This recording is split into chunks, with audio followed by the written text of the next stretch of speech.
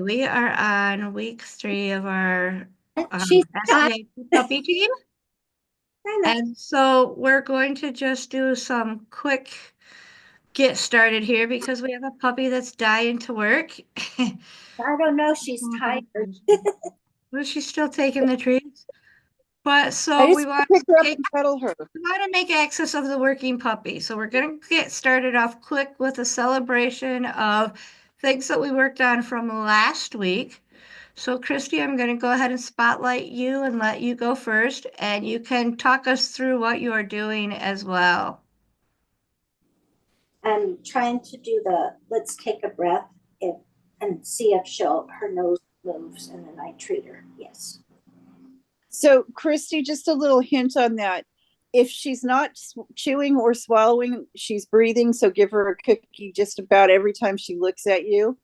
And then you can start adding a breath in when she finishes swallowing, adding a breath in. So or if you see her nose move, twitch or move or poof. Yep. And so you can also try to time your breathing with her, just because, like, obviously we don't breathe in the same and it doesn't need to be perfection, but they'll start to try to match our breathing a little bit if we're doing a little bit of the exaggerated breath. Okay, and the other thing I forgot to mention to look at, because my dog doesn't have them, is that you can look at the whiskers too. Oh. And yeah. Sometimes they'll twitch. See her nose right there? She just inhaled. Yeah. Now she's looking at us. My timing is all off. Yeah, you're fine. So she just breath. Yeah. That's okay. And I mean, if you miss one, you miss one. You're not going to capture everyone because they happen too fast, right? Yeah. And so I'm just trying to point it out in case you're struggling with seeing it, or anyone else that's struggling with seeing it.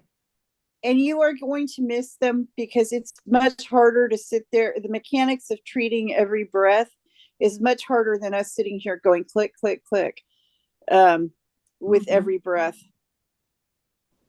So when she looks at you, I would also be encouraged that with rewards, because what we want to build that default, eye daggers. Yeah. And with her mix and her food motivation, I think that eye daggers are quite achievable at a young age with. Yeah.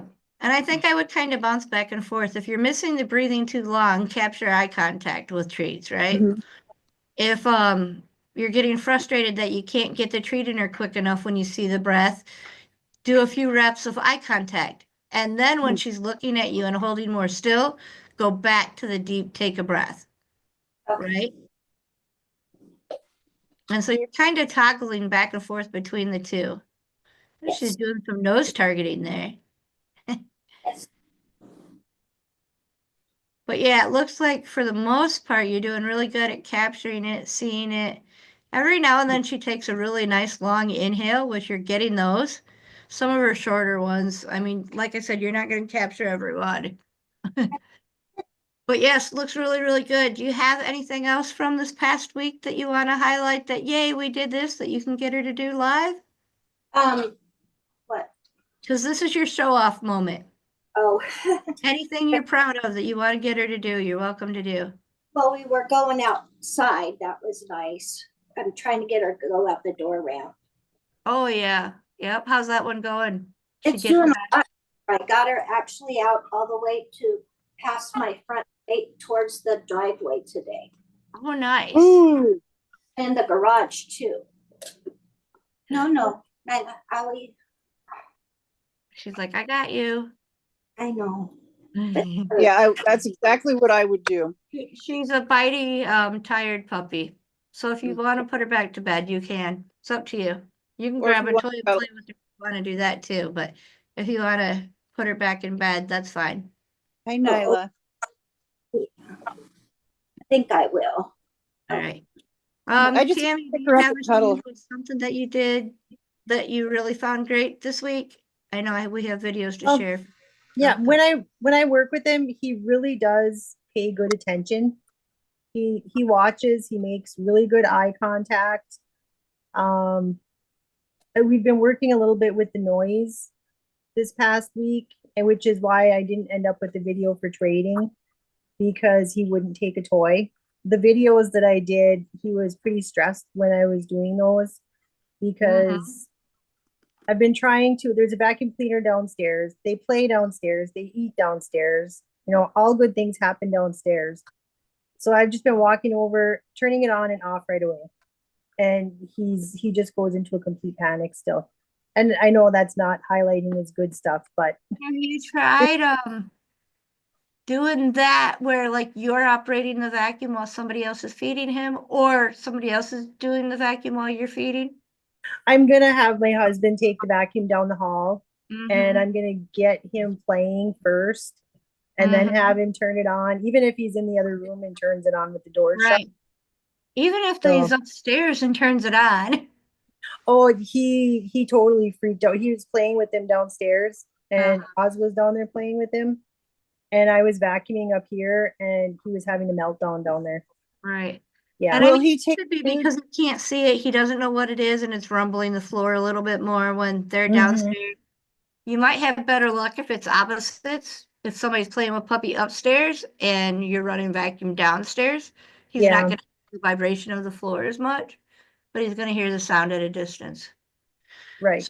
So here's our heel work for the night. Remember last week we were working on getting the dog to come up to a hand target or a wooden spoon target or something to that extent and find the heel position. And so here, Tammy's going back and forth between heel and the reverse heel, and I'll let her explain it. Both sides because I want him to be comfortable. Oh, yeah, I'm explaining it in the video too. Yeah, can you hear it? So yeah, I'm going to work both sides like this, because even though I want him to do obedience, we will probably do agility, and he needs to be comfortable on both sides. And actually, I think it's important to be comfortable on both sides anyway, because at any time, if you're out walking, if you're in the store or something, you might have to have them switch sides, Right. and they need to be comfortable on either side. So here's starting over again, kind of showing her again. But yeah, same Yeah, 'cause video. it's short. But yeah, Yeah. that's the reverse heel right there. You're walking backwards and your dog is almost in a front position or off to one side, like on the side for heel. So Yeah. any of it is acceptable. And you can choose whether you want your dog to be exactly right in front. So like your hand target is almost between your legs as you're walking backwards. But Mhm. I find it's easier to get them on one side or the other and then get them to switch sides. Yeah, because working on fronts is something Switch completely on different cue, than but right working now on they're just shooting. switching based on hand target. The other thing is if you mess up your heel while you're teaching heel and you're walking backwards or doing backwards walking, it's not the end of the world. You're not having to totally redo your heel. You can fix the position. And then when they switch it around to where they're walking in heel, either on your left or your right, they know what to do because they've already done all the corrections and fixed all their stuff while you can see them doing it while they're walking in front of you. Yeah, so another example So of this the is actually good example. this is for teaching an actual for him it's for competitive heel, and so he had to learn to actually put that chin on my hip so he works on getting his head up for the look so that he gets that stylish chin up look. So that's what he's doing there, and now he's much better at it now. Yeah, this is her first time doing the wobble board. So just, getting It's an unusual surface to interact with. yeah, and it's on the lowest setting. Well, I mean, it's not flat, but it's on the lowest dome. So you can make it even taller where it Right. wobbles more. And as you see, I'm stepping on it first.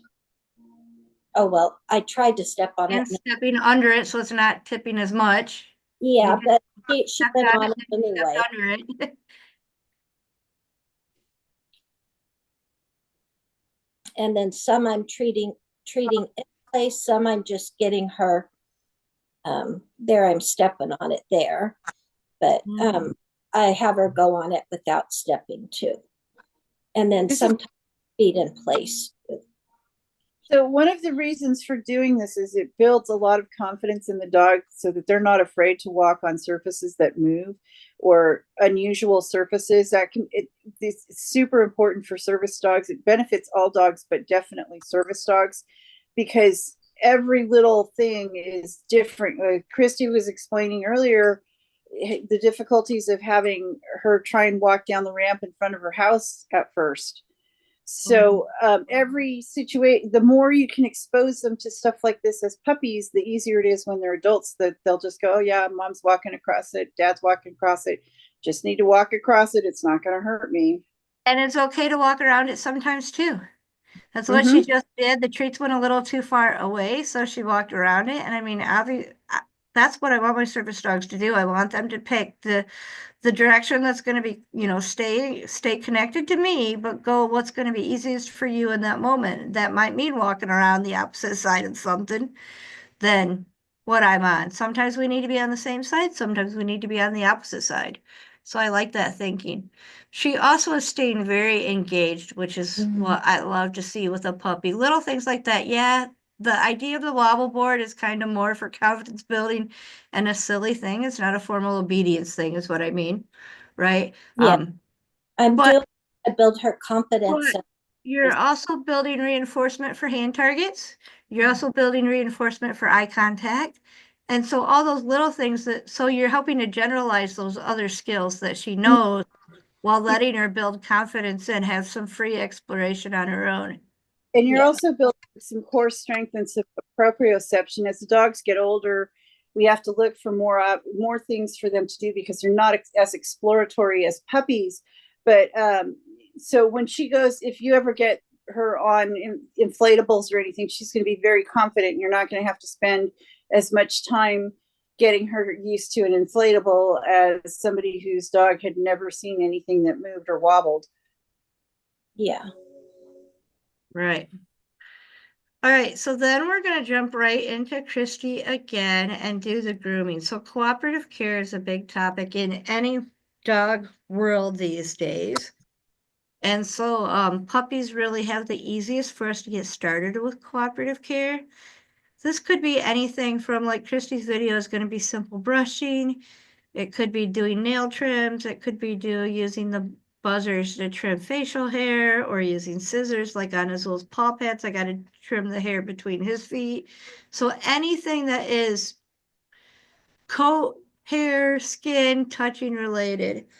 And I bet I can get Belle to pop up and show us her latest cooperative care thing that we've been working on to show you what an older dog can do. But first of all, let's start on the puppy level. Before I play this video really quickly, while it's loading, the game assignment in our work group is touch and treat is the name of the game. Basically what it means is you touch your puppy anywhere and give them a treat. So Christy has kind of taken that to a better level because now the treat's not in her hand, right? She's going to use a lick mat. So the puppy is getting nonstop treat while she's touching the puppy all over, which is another great way to do it. But if you wanted to do this with like a clicker style training, you would touch the puppy's shoulder and treat, touch the puppy's back hip and treat, touch the puppy's tail and treat, paws, nose, ears, all over the puppy, belly, back, this side, that side, and every time you would click and treat. I like this version better because yes, you're going all over the body, but the puppy is getting the treats on her terms. I watched this video earlier and you can see where she starts to get uncomfortable. She has a very clear signal that she is getting uncomfortable and you need to slow down. She actually has two. So she's pretty comfortable with it no matter what. And that's one of the slicker brushes that tends to pull the hair a lot more. So not all puppies are comfortable with this. I don't like to use this type of brush myself, but I do understand it pulls the hair out really good. But see, she's a little bit uncomfortable there, which is why she sat down. Yeah. You didn't want you messing with her butt fluff, but you switched and you moved to an area that was easier. She's going to show us one more sign of discomfort here. Yeah. She didn't like the ear. Yep. And it's because that brush is so pokey, and the hair right behind the ears tends to be long and extra sensitive. So it might pull a little bit too The hard. brush there? What? Did I use the regular hairbrush on her ears? I would. Soft Or, one? a hand or a washcloth or something there. But, so here's the touch and treat happening a little bit more without the brush. She's still got the treat. She's getting her treats, but there was a paw touch, a tail touch, an ear touch. And she was fine with you touching her ears, just not with that brush. And I don't know that The I oth- would brush near a soft ear. the other thing that's good about this is it's teaching her that Christy can be near her while she's eating from something that's not Christy's hand, and there's not a need to resource guard because nothing's getting taken away. And Christy's not playing with her food. She's not doing the hand in the dish or nope, I need to have that back. She's letting puppy have it and enjoy it, which is going to avoid that as well. Oh, it's a funnel. Yeah. Yeah. Oh, that's good. Well, Because it's I open. do it that way so I It's a can bigger treat them. opening, so you could put the treat right through the end. Yep. I have- You can hold the treat and deliver it from your hand. And you can tell he likes this game because he's really trying to put his head. He loves it. Whereas this this is the harder whole to get too. the actual treat in, even though these cones have a bigger hole. My cones don't have a hole at the end, so I drop my cone in and then put it The up to next one doesn't. See, What if I never rewarded in the cone. I always tell people about it, but I don't always reward in the cone. Yeah, I didn't do that with Hodor either. I had him look and then he'd stick his, face in it and then I treated. Kind of like how she's doing here. Yeah. Which is a way you can do that as well. You can, like with the click or mark, you can, once they put their head in, you can then have them come back out and get the treat. It also depends on the cone that you have and the puppy that you have, because not all puppies, it doesn't always work to stick the treat in the cone. Yeah. Yeah. He was Open it loving this game. the treat you're using. The Wanna thing be- about your own cups is if you have cups that you can do it with, like if you have those big yellow or big red solo cups that we all used in high school, if you have those, you can put whipped cream in them, have them and stick them in the freezer, and then have the dog Oh, the dog gets their head in there longer with the whipped cream, the frozen with whipped cream. She looks like she's being thrown there. What I love about this video is Right. this cone he took off, so son's Oh. bringing her to me. puppy's still able to breathe no matter what. Mm-hmm. If your cone doesn't have a hole in it, you want to be careful on how long the puppy is keeping their nose in there. But so you can see she's got the whipped cream, and all she's doing is really putting it on the very edge. So even if, like, she thrust her nose all the way in, which made a mess, right? But even if you just put it on the edge, so they're starting to put their nose in, and you can build up over time till you get like where Tammy's little one was pushing her whole nose in, and here Nyla's ready to put her whole nose in because that was the best thing she tasted. And she can see there's some in there further. But yeah, so I mean, you can start with it just on the edge, just like Christy's doing here. Now, I really like this, and I like the idea of putting the whipped cream in there. You could do that with Cheese Whiz. You could do it with any kind of aerosol. Butter, baby food. Yeah, anything that's kind of a pate puree type consistency. You could do that. You could even freeze it depending on like if you were doing it in a cup. But the idea is to have the dog be excited about sticking their face in stuff. And this makes the challenges of anything you have to put on or over your dog's face or head much, much easier. Because if you notice, Nyla's sticking her whole head in that cone, and that was going to make putting harnesses on and off a lot easier. That's going to make putting goggles and hearing protection a lot easier. It's going to make putting capes and vests on a lot easier. So a common cooperative care technique is to have the dog do a chin rest, which Cindy was kind of demonstrating in the heel position, right? Oh, Okay. what are you feeding? What? What is it you're feeding? So she has dehydrated kibble, but that's not the container it's in, right? But it's just dehydrated kibble, right? No. So chin. So just that idea of the chin sits in your hand, that's a chin rest, right? Mhm. And so for cooperative care methods, I can put my hand there and then say eyes, and she'll let me reach up and brush her eye with my finger. Or I can do it the other hand too and get the other eye. This is also a foundation skill for a lot of tasks. Chin rest can be used for alerts. They can be, I can also get the top of her head like this. We got some food up there, so I had to wipe it off. But so she'll hold that chin. It's great for eye drops. It's great for ears, for cleaning ears. It's great for it's all different behaviors. Like Sydney froze on us again there, which is okay. The idea behind cooperative care is to start at a level your dog can be successful for at the moment, whatever age they're in, and slowly build up as they get used to more handling. Right? So there's a lot of different ways you can go. If you watched last week's video, in the description, you'll notice that I linked to the other classes that had all of these topics. So if you were here live last week, you may not have seen that, but if you went on Patreon and looked at the post, when we talk about a game this week, I'll put the link for that, whether that's in the Play with a Purpose, the Positively Puppy 6, or the Service Dog Foundation's collection. I put the link right to that post, so it's easy for you to pull up. So if you're following along with watching these recorded videos and you're like, ooh, I like that game, but I don't remember how they played it or how they got started, in the description, you can click on the link. It'll take you right to more information on that specific post. So that's a helpful tip. Remember, all of these videos are weekly videos for this group, this team that we have built, are going into the SDIT Puppy Team collection.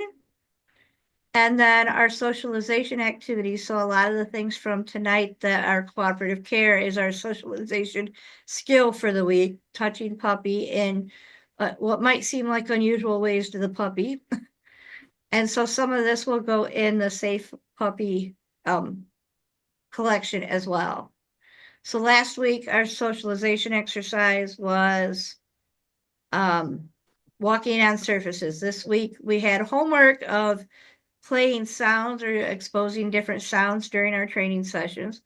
So training sessions and then sounds in our training sessions. Did you say you did some, Christy? No, I said I must have forgot that. I did music, but I didn't do sounds. Yeah. Well, and I mean, that's it. Music is sounds. Movies are sounds. Yeah, The we dog did. barking in the background is sounds. you don't have to play and they during your learn to training. work with other noises happening around them. And we have done a vacuum where she's in the pen and then my son was vacuuming and then I was giving her treats. But then this last time she didn't need it. Anybody else have anything? All right, then we will see you guys next week. Monday.